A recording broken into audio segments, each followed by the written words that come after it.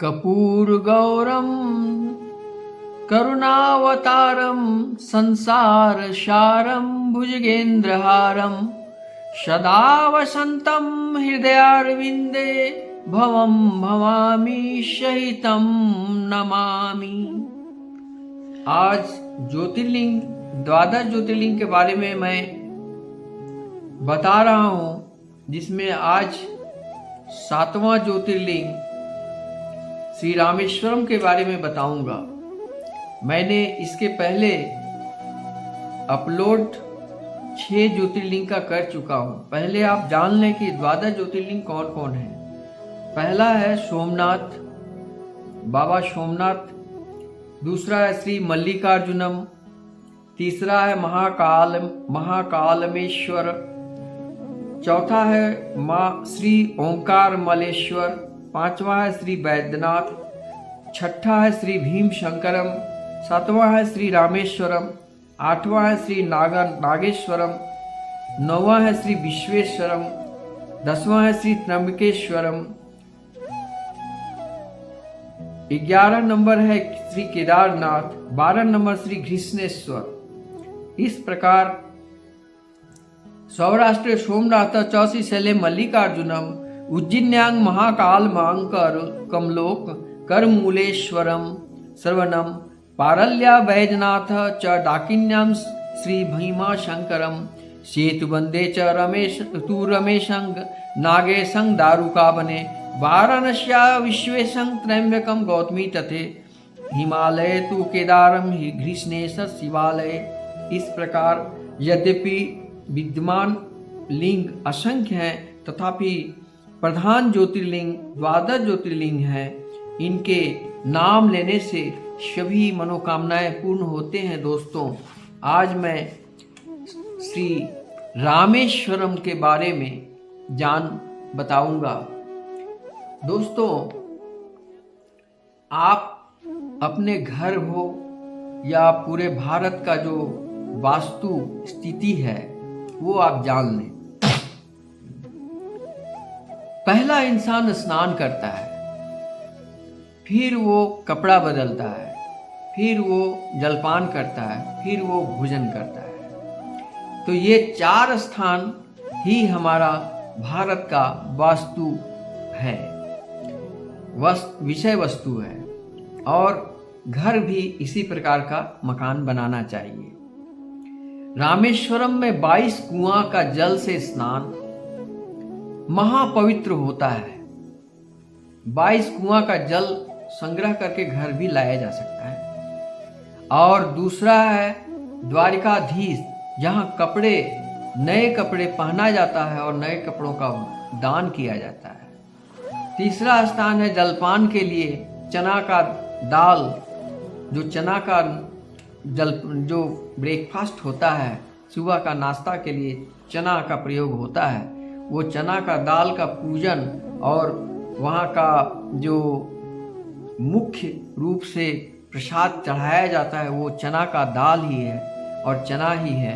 वो है बद्री आश्रम, बद्रीनाथ धाम। बद्रीनाथ धाम में चना का भोग चढ़ाया जाता है। तो वो हो गया जलपान। और भोजन के लिए होता है जगन्नाथपुरी, जहाँ पर भोजन भरपेट हो जाता है इंसान का। तो इस प्रकार अपना मकान जब बनाए तो दक्षिण पश्चिम की तरफ बाथरूम हो और पूरे पश्चिम की तरफ बेडरूम हो और अन्य वस्तुओं का रखने का घर हो, और उत्तर साइड में डाइनिंग हॉल हो जहां लोग जलपान कर सकें, और पूरब दिशा में किचन हो। इस प्रकार का मकान बनाने से आपका वास्तु दोष नहीं लगेगा। आज मैं बताऊंगा कि मंदोदरी के माता पिता कौन थे। नंबर 2, विभीषण के माता पिता कौन थे। नंबर 3, भगवान बुद्ध के माता पिता कौन थे। इन तीनों सवालों का जवाब मैं वीडियो के अपलोड करने के अंत में बताऊंगा। पहले श्री रामेश्वरम के बारे में जान लीजिए। सुताम्रपर्णी जलराशि योगे निवर्धय सेतु विसिंखरे सांख्ये श्रीरामचंद्रेण समर्पितं त रामेश्वराख्यां नियति नमामि।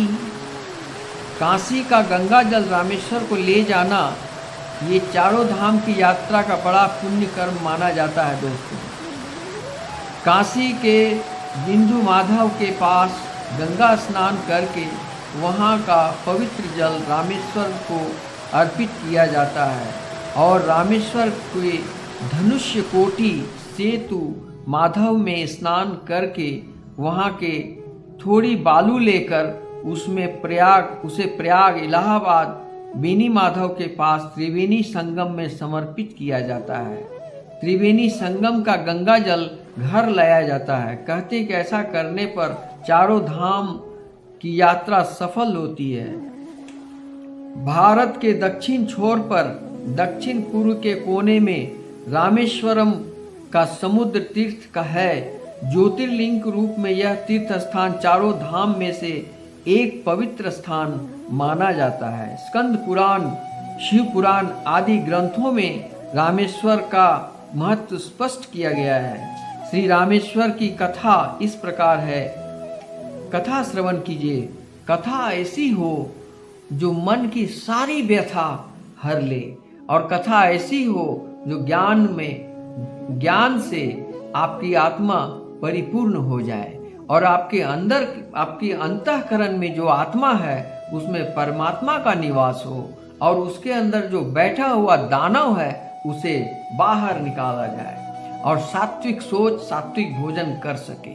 तामसिक आहार बंद कर दे, नहीं खाएं। मीट, मछली, अंडा, मुर्गा ये सब खाना महापाप है। दोस्तों, ये जब तक खाएंगे आपके आत्मा में परमात्मा का निवास हो ही नहीं सकता। ये आपका शरीर अपवित्र होता। आप एक सोच सकते हैं, आप किसी मरे हुए व्यक्ति के साथ जब स्मशान घाट जाते हो उसको अंतिम संस्कार करने के लिए, तो उस बॉडी को आप टच नहीं करते हो, कोई छूते भी नहीं हो, लेकिन सिर्फ जाते हो तो फिर वहाँ से आके स्नान करते हो और लगता है तुमको कि ये अशुद्ध हो गया शरीर। लेकिन जब घर आते हो तो स्नान करते हो, पैर हाथ धोते हो, कपड़ा समस्त धोने के लिए बाथरूम में फेंक देते हो। तो इस तरह क्यों करते हो? इसलिए करते हो कि वो अपवित्र मानते हो।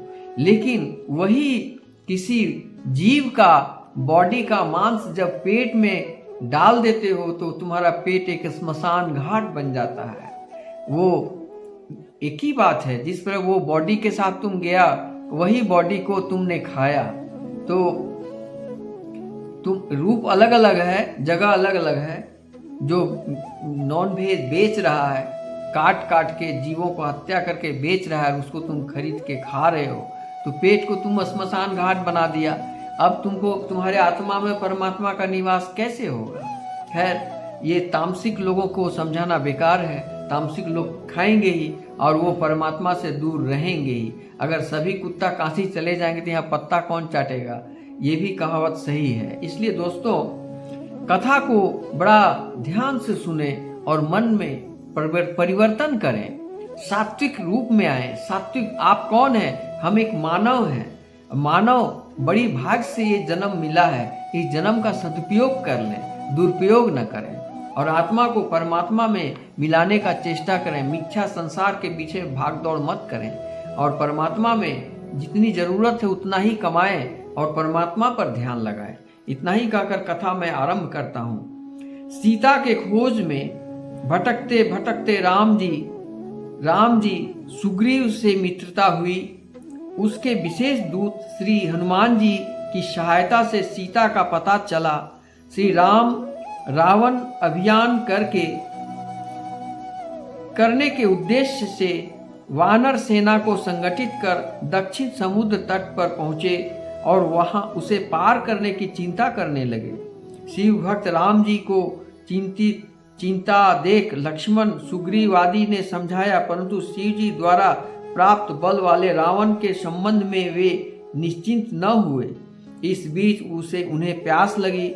जब उन्होंने जल मांगा, परंतु ज्यों ही वो जल पीने लगे त्यों ही शिव पूजन करने की स्मृति जाग उठी और उन्होंने पार्थिव लिंग बनाकर षोडशोपचार से विधिवत शिव जी की आराधना की। राम जी ने बड़ी ही आर्तवाणी से श्रद्धापूर्वक शिव जी से प्रार्थना की और उनका उच्च स्वर से जय जयकार करते हुए नृत्य तथा गलनाद किया तो शिव जी प्रसन्न होकर राम जी के समक्ष प्रकट हो गए।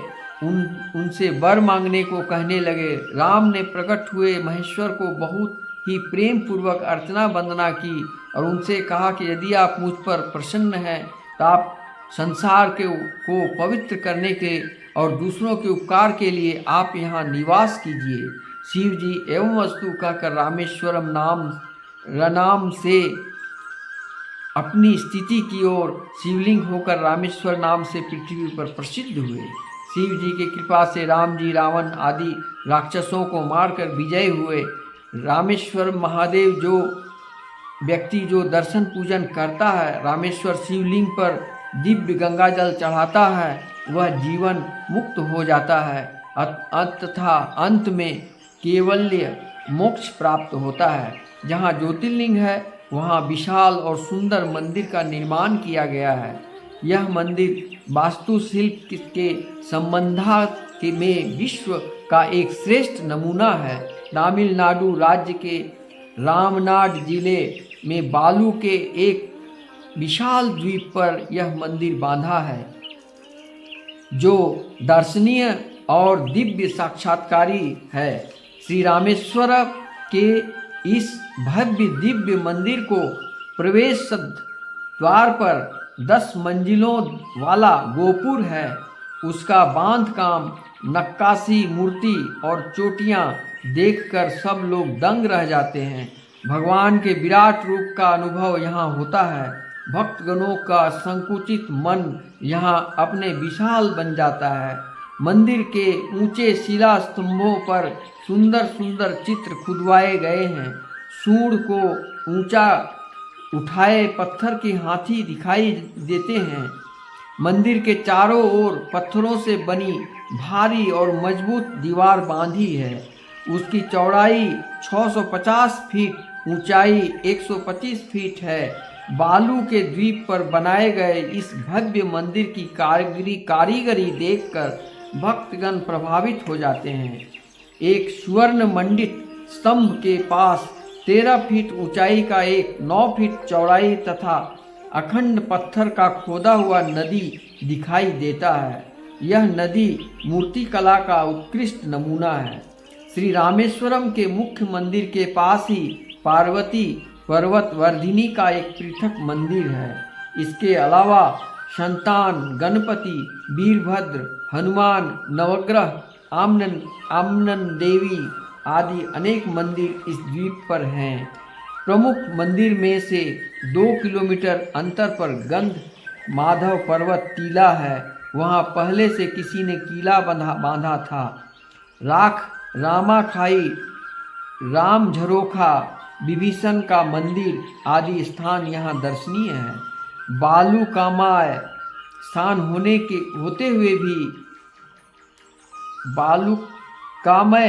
होते हुए भी यहाँ बाग बगीचे का सर्वदा खिल उठता है, सौंदर्य खिल उठता है। रामेश्वरम का यह नंदन वन है। इस द्वीप राम तीर्थ, सीता कुंड, जटा तीर्थ, लक्ष्मण तीर्थ, कपि तीर्थ, ब्रह्म कुंड, बिल्लू नितीर्थ, गालव तीर्थ, मंगल तीर्थ, कोदडराम तीर्थ, पांडव तीर्थ आदि 24 तीर्थ हैं। सभी तीर्थों का जल मधुर है। हर तीर्थ के जल का अपना एक स्वाद है। हर तीर्थ का अपनी एक कहानी है। सभी तीर्थों में भक्तगण स्नान करते हैं। स्नान के उनका उनका स्नान से उनका तन और मन निर्मल हो जाता है। श्री रामेश्वरम की पूरी व्यवस्था भारत सरकार के अधीन की व्यवस्था देखभाल व्यवस्थित ढंग से की जाती है। इस क्षेत्र में भीख मांगना या भीख देना मना है। कोई आपसे दान की याचना नहीं करेगा। यहाँ के सभी कर्मचारी सरकारी नौकर हैं। यहाँ का मुक्त अनुशासन देखकर भक्तगणों को बड़ी प्रसन्नता महसूस होती है। भगवान का पूजा विधि दान धर्म की दर निश्चित की गई है। पहले कार्यक्रम में रकम अदा करने पर रसीद दी जाती है। वह रसीद पूजा सहित के पात्र में रखकर पंडित जी को पास देनी पड़ती है। पूजा की विधि दूर से ही देखनी पड़ती है। पूजा के बाद प्रसाद दिया जाता है। चांदी के चद्दर से मढ़वाए गए अर्घे पर सफ़ेद हीरों से बनी श्री रामेश्वर की लिंग मूर्ति है। लिंग मूर्ति पर शेषनाग के फल का छत्र है। इसी लिंग मूर्ति पर गंगोदक और बेल पत्ते अर्पित किए जाते हैं। श्री रामेश्वरम के दर्शन के बाद भक्तजन पावन होते हैं। प्रदोष, शिवरात्रि आदि पर्व पर रामेश्वर की पालकी को हाथी पर हौंदे में रखकर उसका जुलूस निकाला जाता है। मंगलवार और शुक्रवार के दिन पार्वती माता की 3 फुट ऊंची स्वर्ण मूर्ति के पालकी निकलती है। उत्सव मूर्ति के वस्त्र और अलंकारों सुसज्जित किया जाता है। सभी पर्व और उत्सवों में मंदिरों में को दीपों से प्रकाशमान किया जाता है। इन दीपों का शोभा देखने लायक होती है। हर रोज बड़े सवेरे 4 बजे से लेकर रात 10 बजे तक भक्ति मंदिर में भक्तगण आते रहते हैं। पूजा पाठ चलता रहता है। रात की आरती के बाद भगवान शयन गृह में सुवर्ण झूले में शंकर पार्वती को भोग मूर्तियां रखी जाती है। यहाँ महाशिवरात्रि और आषाढ़ महीने के 15वें दिन बड़त्रा मेला लगता है, जो धूमधाम से मनाया जाता है। नेपाल और पूरे भारतवर्ष से भक्तगण श्री रामेश्वर आते हैं। ज्योतिर्लिंग दर्शन पाकर धन्य हो जाते हैं। विधिवत वेश भाषा के लोगों का यहाँ तांता लगा रहता है। भारत की एकता का दर्शन यहाँ दिखाई पड़ता है। जय श्री रामेश्वरम, जय श्री रामेश्वरम। तो जब भी दोस्त रामेश्वर जाएं तो धोती पहनकर और नए गंजी पहनकर और गमछा लेकर आप दर्शन के लिए पहुँचें। इसके पहले 22 कुआं का जल, 22 तीर्थ हैं, 24 तीर्थ हैं, मगर 22 तीर्थ का जल ही संभव है। उस सभी जल से जरूर स्नान करें और 22 कुआं का स्नान से आप धन्य हो जाएंगे। आपको लगेगा इतना स्नान करने पर सर्दी हो जाएगी, बुखार हो जाएगी। कुछ नहीं। हम लोग तो स्नान जब किए, हम लोग तीर्थ करने गए थे वहाँ, तो 22 जगह पर स्नान किए, ठंड लग रही थी, मगर कुछ भी न सर्दी हुआ न बुखार हुआ। बड़ा ही आत्मा से मेरा पूजा पाठ हुआ वहाँ पर। और मैं चाहूँगा कि आप काशी बनारस का जल लेकर आप रामेश्वर आएँ और रामेश्वर में जो बालू है समुद्र के किनारे, थोड़ा सा बालू लेकर आप संगम में विसर्जित करें। इस तरह अगर सौभाग्य मिलता है तो आप कर सकते हैं। और हम लोग संगम का जल लेकर घर लाए थे, फिर उसी जल को लेकर हम लोग रामेश्वरम में वहाँ पर महादेव को और जलाभिषेक किया हूँ और मन भर पूजा किया हूँ। वहाँ पर हम लोग 1 दिन का विश्राम किए थे। मंदिर के बगल में होटल मिल जाते हैं, 400, 500, 1000 रुपये के अंदर 1 दिन के लिए रूम मिल जाता है और वहाँ पर रहने की पूरी व्यवस्था है, भोजन की व्यवस्था है। आप वहाँ पर रहकर तीर्थ कर सकते हैं। तो हम लोग टूरिस्ट में, ऑल इंडिया टूरिस्ट के साथ हम लोग गए थे। हम लोग के साथ 50 व्यक्ति थे एक ग्रुप में, और हम लोग ग्रुप के साथ गए थे। वहाँ पर बहुत सुंदर ढंग से दर्शन पूजन हुआ था। और रामेश्वरम श्री राम जी का द्वारा शिवलिंग का पूजन और अर्पण किए गए तो महादेव वहाँ प्रकट हुए थे और पूरी कथा मैं सुना चुका हूँ। इसकी वर्णन जितनी भी की जाए बहुत ही कम है दोस्तों।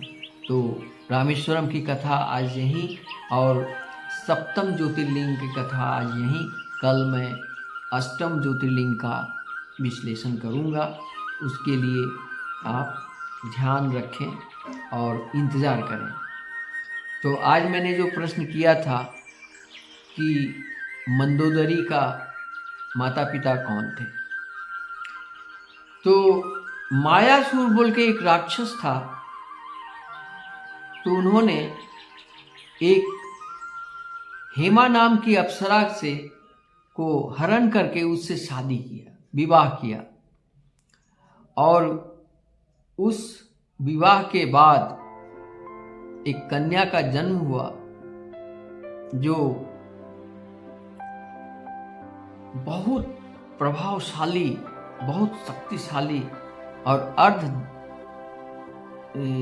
असुरी के नाम से जानी जाती है। थोड़ा उसमें ये था, लेकिन इतनी सुंदर थी वो कि उसका वर्णन किया नहीं जाता है। तो पिता हुए मायासुर और माता हेमा, अप्सरा हेमा थी। उनके द्वारा मंदोदरी का जन्म हुआ। बाद में इतनी सुंदरता को देखकर बहुत सारे देव दानव उसके पीछे लग गए। तब उन्हें परमात्मा के कृपा से उनको एक वर्चस्व के लिए मेढकी बना दिया गया। मेढकी बने, उसका उद्देश्य था कि जिस दिन रावण तपस्या करके पार्वती को मांग लिया शिव जी से, तो शिव जी ने ओभरदानी भोलेनाथ दान कर दिए। तो उस समय पार्वती को लेकर जब वो जा रहे थे लंका, उसी समय भगवान की कृपा से वो मेढकी पार्वती का रूप ले ली और इतनी सुंदर हो गई कि पार्वती से भी ज़्यादा सुंदर। तो रावण इसके तरफ आकर्षित हुआ और वहाँ पार्वती को छोड़ दिया और इस मेढकी को रूपी जो कन्या थी उसके साथ विवाह किया। और विवाह करने के बाद उसे मंदोदरी के नाम से जाना गया। इस प्रकार की कथा है। अगर आप इसको कथा को और जानना चाहते हैं तो आप कहीं भी किताब से या गूगल सर्च करके आप जान सकते हैं। दूसरा प्रश्न था विभीषण का पिता कौन था। तो विभीषण तो रावण का भाई था। तो इसकी कथा का एक छोटी सी दृष्टांत है कि एक समय में जब देवता लोग असुरों को, राक्षसों को खत्म करने की ओर थे, काफी युद्ध में असुर मारे जाते थे। देव और दानव का युद्ध चलता ही रहा है, आज भी चल रहा है। आज भी दानव हैं और सूर असुर हैं। आपके शरीर में भी जो तामसिक है वो असुर है, और जो लोग तामसी नहीं, सतोगुनी है, वो सूर हैं, वो देवता है।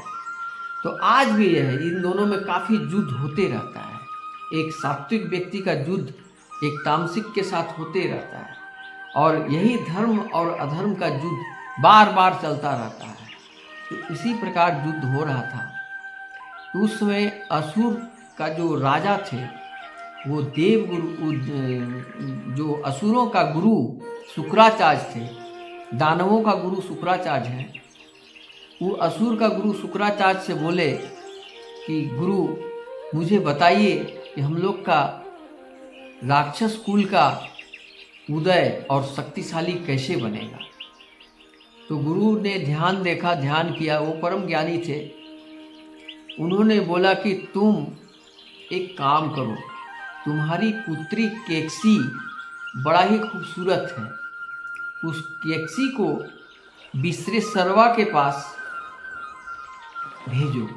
अगर वो किसी तरह मोहित होकर शादी कर लेता है तो उसके अंश से एक जो बच्चा पैदा होगा वो बड़ा शक्तिशाली राक्षस बनेगा। वो तमाम देवताओं को परास्त करने की क्षमता रखेगा। ये कथा सुनकर वो असुर बड़ा खुश हुआ और अपनी पुत्री को ये प्रस्ताव किया, ये बताया। केकसी प्रसन्न हो गई और केकसी विश्वेश्वरवा के आश्रम में आई तो विश्वेश्वरवा देखकर आश्चर्य हो गया उनको, और देख करके वो मोहित हो गए। मोहित होने के बाद विवाह हुआ। विवाह होने के बाद उनसे रावण, कुंभकर्ण और विभीषण और एक कन्या का जन्म हुआ जिसका नाम था, क्या था उसका नाम था,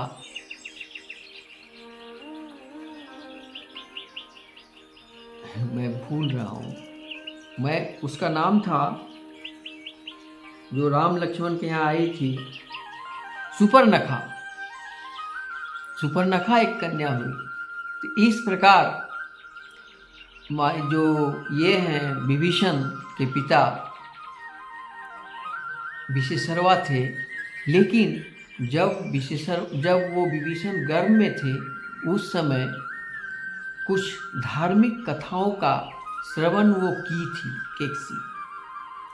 केकसी को कहीं से कोई धार्मिक कथा सुनाई दिया था, जो धार्मिक होने के चलते उसमें धर्म और अधर्म का जो विषय में था, इसकी जानकारी वो गर्भावस्था में ही उनको प्राप्त हो गया था विभीषण जी को। तो विभीषण जन्म से ही धार्मिक विचार के थे और वो रावण को हर वक्त अच्छा परामर्श देते थे।